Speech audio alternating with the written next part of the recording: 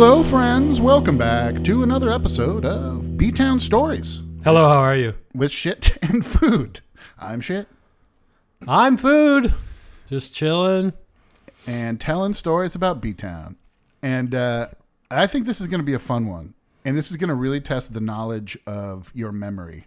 Because mine is a little foggier than yours. You're more of an encyclopedia than me, Josh. Which is weird because, like, I did a lot of gas huffing. You think my old noggin would just be shot. Yeah. So I think it's time we reveal to our listeners secret Bremerton code. Okay? Yeah, there's a lingo. There's a lingo. Yes. It's so almost a dialect. It's jargon, basically kind of like our sayings that we think are really funny. And also, like, throughout the years have kind of dialed down descriptions of things and places into code words. Yeah. So if you listen to this episode and write it all down, you'll be able to navigate Bremerton through me and Food's secret code. Okay? Okay. All right, you got that? Okay. Yeah.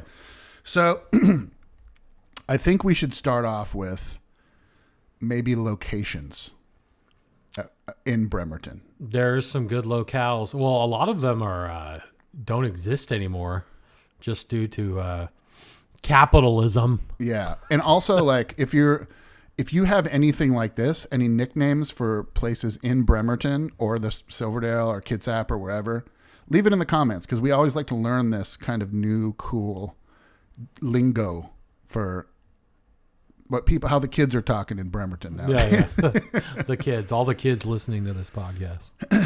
So, okay, let's just start off with some of the best. So, when we would go get beer underage, we'd have to drink it secretly, right? So, we would go to a couple of myriad of different places. First one, let me see if you know, if I say the name, Josh, let's say if you can describe to the listeners where it is. Oh, okay. The Vat.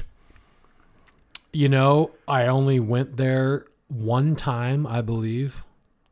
But it was behind Cafe Revista and Azteca, right? Yes. In Silverdale, like behind Sherry's, kind of. Correct. In that little field it there. It was a grease vat that was enclosed with like a little wall. Yeah. So we could go behind the vat and drink underage. Yeah, no one could see you. Ding ding, correct. They'd probably see cigarette smoke coming out of there, but that was about it. But there's a car wash there, right there now, I think. Oh, really? Lame. Or is that between it? I think the vat might still be a place where you children listening to the podcast can go sneak and drink some beers and do other drugs. Okay. What about this one? Lucky's Cove. I know Lucky's Cove very well, as it was probably about 50 yards out of the back door of my boyhood home in the woods between Cantershire and Cottonwood Elementary School on the little ridge up there. And we had a little fire pit up there. You could there was a couple big logs. Was there a big rock? There was a big rock Yeah. and there was a big log. So everyone had places to sit basically around this little bonfire area. But I kind of would like to go walk through those woods because I spent most of my childhood playing in those woods. Fucking just kind of be a trip to go back and check it out. But yeah, Lucky's Cove was cool. I think that was around, I'm going to say 94, 95, 96, I think so. Yeah. Maybe 94-ish too. Yeah. What else is there? The Knoll. See, I don't know anything about the Knoll. Really? So the Knoll. Like grassy knoll. Yeah. Yeah. So that was where I believe, it was there used to be grasslands between Safeway in Silverdale, where it is. A lot of these are in Silverdale because we go to punk shows and then get beer and go find places to drink. So this was I would say if you step out the door from Azteca in Silverdale, it's like there used to not be half of that development. There was like a parking lot, and then you could go up a little grass hill, and that was the knoll. Like it's where like the Safeway there is there now. It's like right there. Basically. Oh, okay. Yeah. Like behind Ernst. Yeah. Okay. The knoll. The knoll. And then there was the hellhole, which I don't know if you've ever, that might be before we hung out. Do you remember when you're driving down, what's the highway that, like, you know, you take a right, go down Winters Road where I used to live, take a right. And just go Wagaway. Wagaway. Yeah. When you go towards Wagaway and you come up to like, you know, that little fishing hole? Like right around the Gluden's Pond. Gluden's Pond. Yeah. Yeah. Remember there was that house, that old abandoned like farmhouse there on the left? Oh yeah. That was the one that burnt down. That was the hellhole. And I was there when it burnt down, but I did not burn it down. I was there when it burnt down too, and I didn't burn it down. So what's going on here? This guy Tony, who lived in the trailer park, Steel Creek, which was down through the creek. Yeah, on the other side of that field. Yeah, was like, it was cold, so he started a fire in the house, like an idiot, like on a little piece of metal. On wooden floor? There was like a little piece of metal. Oh. But like, of course it lit. And then 100-year-old dried out wood everywhere else. Yeah, and it just went up in flames. I remember me and the homie Dave England were coming back from Skateland, or I was coming back from somewhere, and he was on his bike on the highway watching the fire, and I saw him, so I stopped, and I was like I was like, what's going on? He's like, oh, someone lit that old barn on fire, and me and him then the cops like looked at us like we had something to do with it. Dude, so that guy Tony, when he lit it on fire, he was like, I'm gonna go down to the creek and get some water. I'll be right back. And just dipped. Yeah, and me and a couple other people were like, okay, we were trying to stomp it out, but it was just like too much. And then finally we had to jam across the street. We went across Wagaway to the tall grass over there and hid in the grass. But when the fire department came, it was just like, they just let it burn because it was like a fucking, they were probably going to destroy it anyway. You know? Yeah, I mean, it was not ever going to be a home ever again. It was like an old, I don't know, was it a house or a barn? It was, I think it was like a house. It was a 2-story thing. Oh, okay. I mean, like a really old house. Yeah, like 100 years old. Yeah. So that was the hellhole that was burnt down. Nice. Unfortunately. Yeah. And I mean, there's just a whole bunch, like, do you remember what we used to call Gabe's house? On the count of 3, say it if you know it. All right. Okay. Do you got it? Yeah. 1, 2, 3. The crib. Yeah. The crib. Your mom's house was the tilt. No, see, I think you're wrong there. Really? I remember calling it the dungeon all the time. Oh yeah, it was the dungeon. Maybe Pee Wee's house was the tilt. I think it was Pee Wee and J Lover were living in the tilt. But no, that doesn't sound right. Anyway.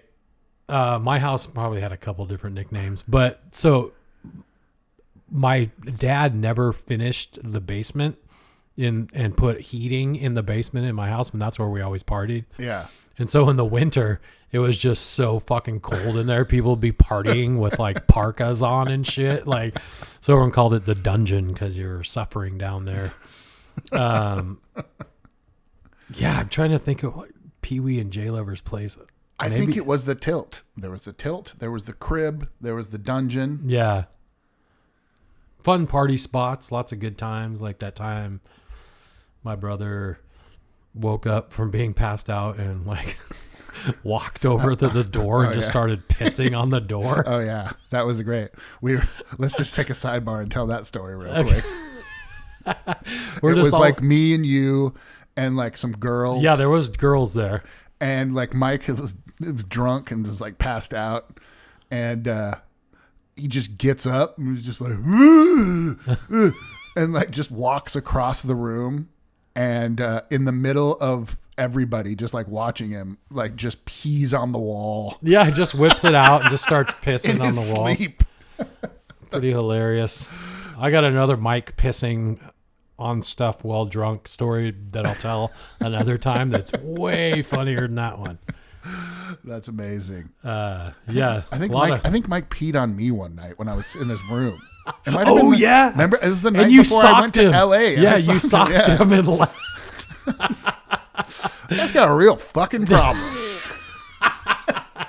Spent jimmies. Oh, yeah. Yeah. Well, there's also, let's not forget about the jabooby, Oh, yeah.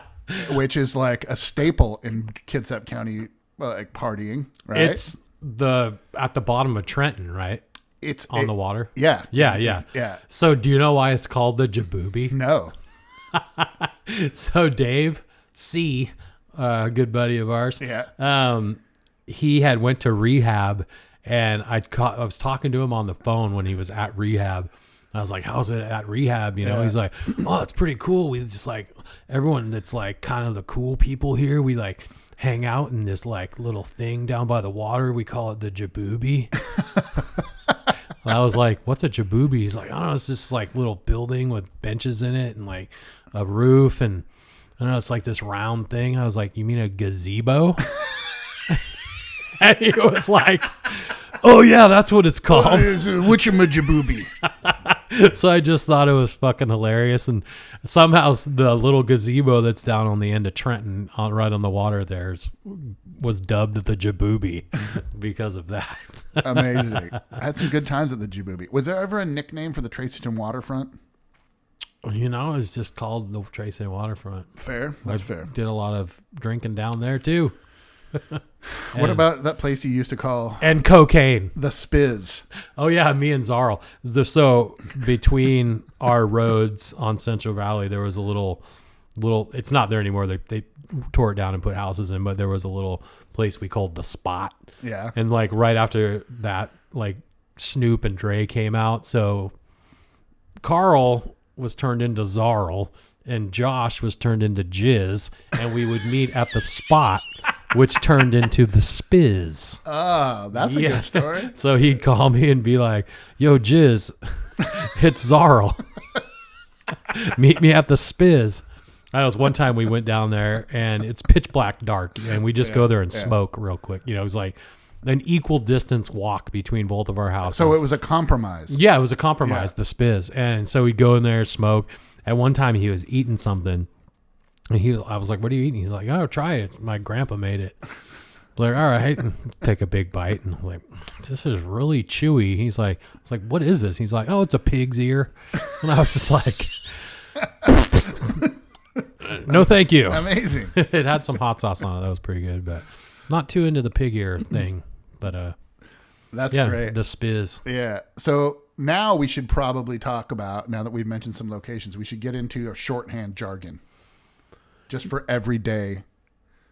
Yeah, some of it, like, I don't know if I want to give it up. Yeah. There's a couple things we need to stay secret. Yeah.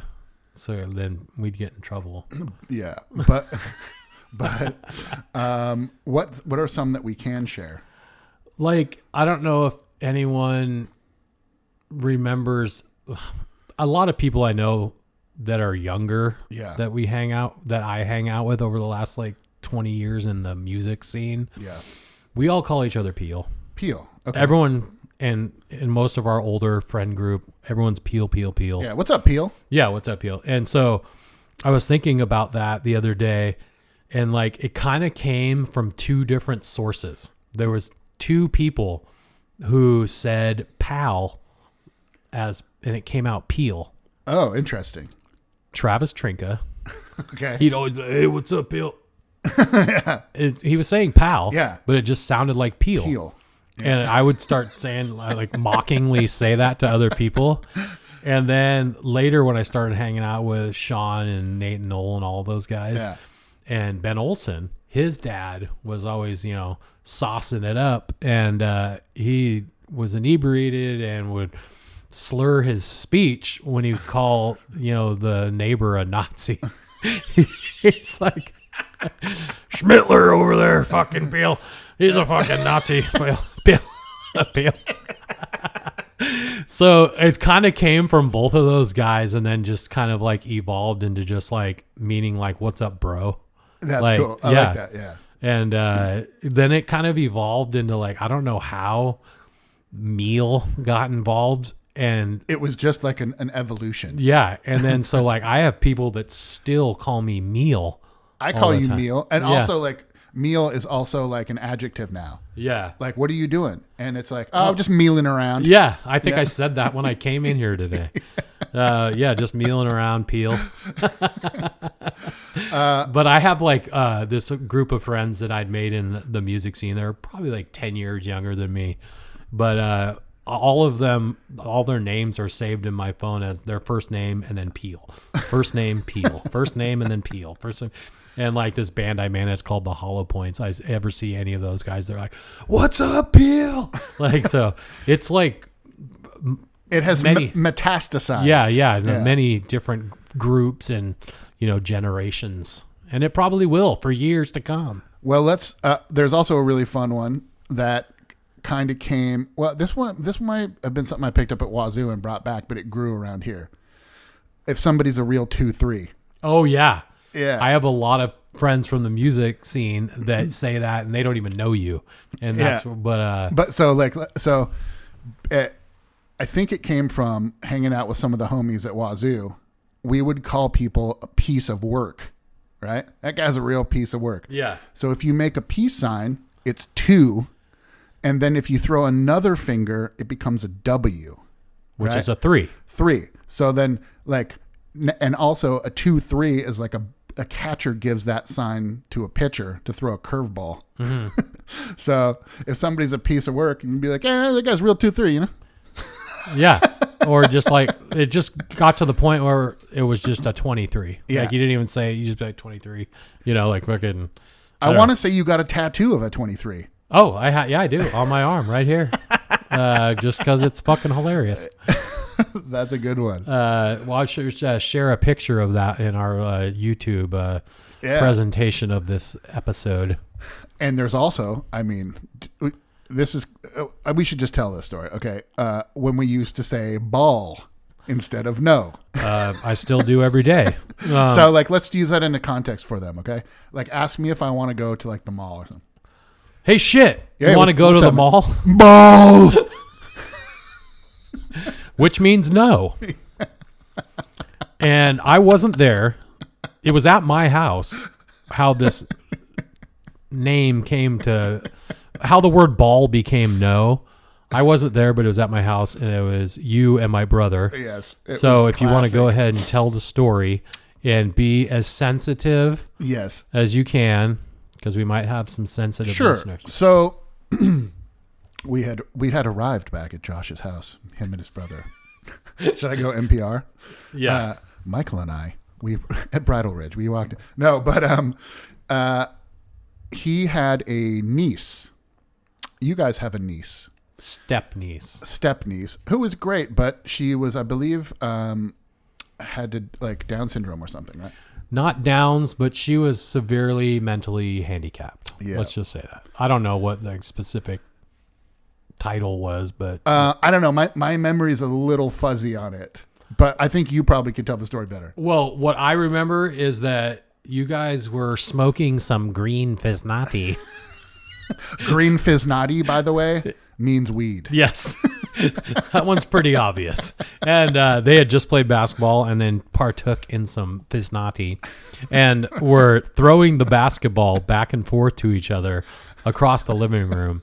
And Ashleen was just standing there watching the ball go back and forth. And then eventually one of you or the other started saying, "Hey, Ashleen, say ball." And she just said, "No."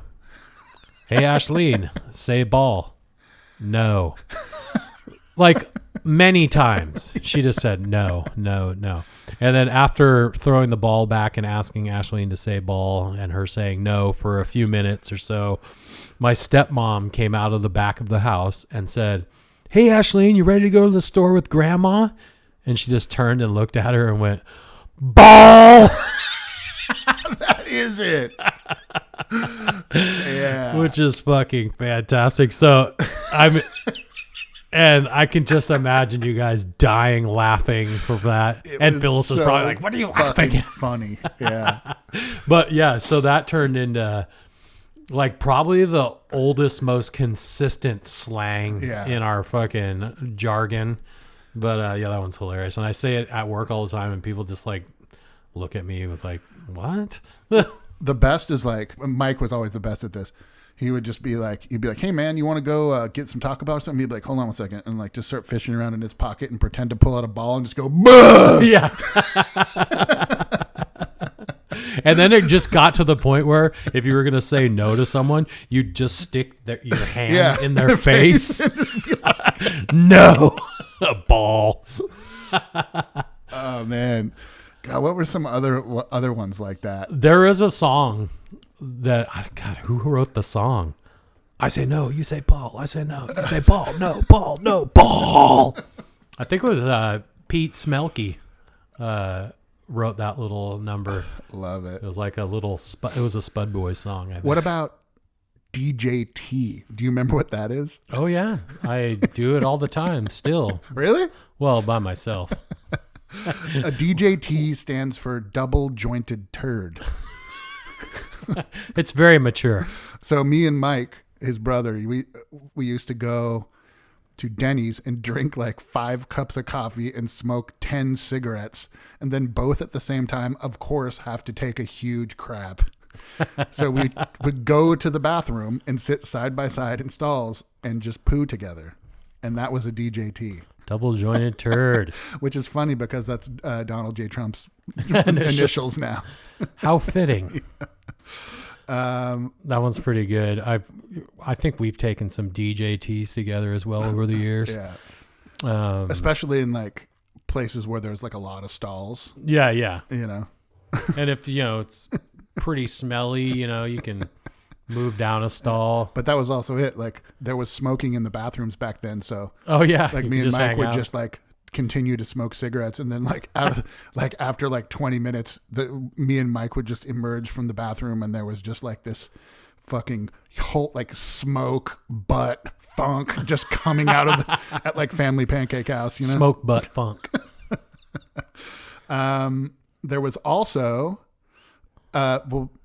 another place that's a good place is Joe Booze. That was code for like the store that you bought a whole bunch of booze from underage, right? Yeah. He that was like kind of my go-to with the fake ID because like he did not give a fuck. What was the actual name of the store? Was it a Handy Andy's? I thought it was on like the kind of by the Maple Leaf. It was. It may have been a Handy Andy's. I think it was at one point, but you might have called it something else. But where I got his name was not even Joe Boo. Yeah. But when I started hanging out with fucking Nate and Noel and Sean and all those guys, yeah, they called him Joe Boo, and he would sell them cigarettes when they were underage. He was like the dude that would sell you anything because he wanted the money. Yeah. He was just like, I don't care. I'll break these laws. I'm going to make more money, and I don't care if I get caught, kind of thing. Yeah. But yeah, he would just like fucking time. He would front if you didn't have any money. If like he knew you kind of well, he'd be like, "Hey, I need a pack of cigarettes. I don't get paid till Friday or whatever." And he'd be like, "Okay, here you go." There was one time fucking Nate goes in there and gets a pack like on Wednesday, says he's going to be back on Friday and pay him his $2.50 or whatever it was for some Camel filters. That's some Bremerton shit, putting a $2.50 pack of cigarettes on layaway from Joe Boo. So he doesn't come in Friday and pay Joe Boo back for the cigarettes, and me and fucking Sean, I think, went in there like a couple days later, and they're like, "Hey, where's your friend?" Like, he owes me money for a cigarette. We're like, if I should do that. Stereotypical accent. Yeah. Anyway, hey, where's your friend? He owes me money for cigarettes. We're like, I don't know. It's got nothing to do with me. And then so Noel goes in there a couple days later and he goes, "Where's your fat friend? Tell your fat friend pay me back." Yeah, he just fucking laughed, and I don't think Nate ever went back to Joe Boo's. He still owes him fucking $2.80 or whatever it was. Dude, Joe Boo's always had like the full-on St. Ide 24, like 22 ounce, 24 boxes. Oh yeah, remember those? and a great fucking Jack Pack selection. Oh, Jack Pack. There you go. Jack Pack is a great code in Bremerton. That means pornographic magazine. Well, it's actually ones that are like, it's like a 2 or 3 pack that are sealed in plastic. What you know what the word Jack means when it comes to the Jack Pack there. Okay, there's some more. Okay, so what about, do you remember HWP? That's a fucking hilarious piece of Bremerton code. I'm drawing a blank. So I think Mike was telling me, and like maybe Alex was telling me. So like if you go hook up with a girl or something, you know, and you're like, yeah, I got hooked up with a chick last night, and then somebody would be like, is she a HWP? Which means height, weight, proportionate. You know, HWP. How about, was she a nice girl? That's what I'm saying. But but there's no acronym. Who cares what she looks like, as long as she's a good person. I also think there was another good one that we used to do a lot, was because we were just so full of shit, lying to each other all the time about everything. You know, it soon became a thing. If you made a claim, somebody would confront you and be like, "Put that on your jaw." Yeah. And I never really heard anyone say that outside of our group of friends. Yeah. Like, and it became a thing for years. On your jaw? Yeah, on my jaw, dog. So, and that means if you caught them lying, then you could pop their jaw. Yeah, like just punch them. You know, I don't remember anyone getting caught and punched ever. Me neither. Yeah, so yeah. And I'm sure plenty of them were actual lies. So yeah, some people are deserved some socks from the hood. Yeah. What else? I like the term rig. Oh, yeah. That was a good one, which I learned from this Navy guy that I befriended back in the day.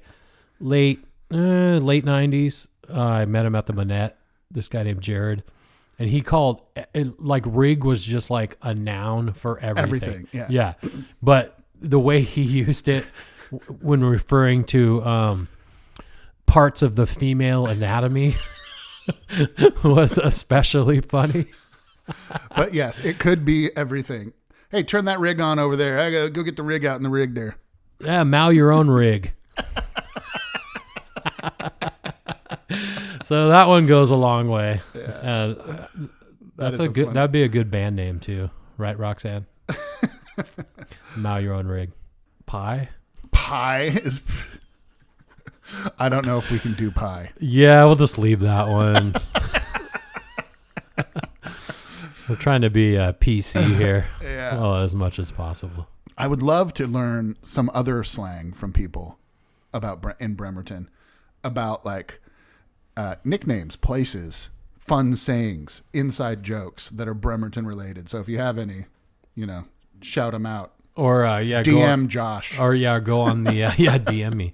Just hit. What's that saying that they use these days? Oh, inbox me. Inbox, yeah. Or you can go on our little Facebook group and join that, and discuss your slang terms. But I'm gonna come up with a bunch more, and I want to do another part of this. Okay, great. Just because, I know there's so much more. We'll just, whenever you think of one, text us, and we'll do like a follow up. Oh, there you go. Just save it in a text. Anyways, thread. It's a work in progress. We will be building the shit and food Rosetta Stone. Yeah. So you can understand our jargon. But I think that's a wonderful place to pinch this one off today. Yeah, pinch it off, dog. Pinch it off, shit. Thanks for listening to another edition of B-Town Stories with Shit and Food. I'm Shit. I'm Food. And until next time, take her easy. B-Town Stories, B-Town Stories, B-Town Stories with Shit and Food. B-Town Stories is a Red Cobra production, created, produced, and written by Shit and Food, with theme song by The Slags and logo design from Darren Chalman.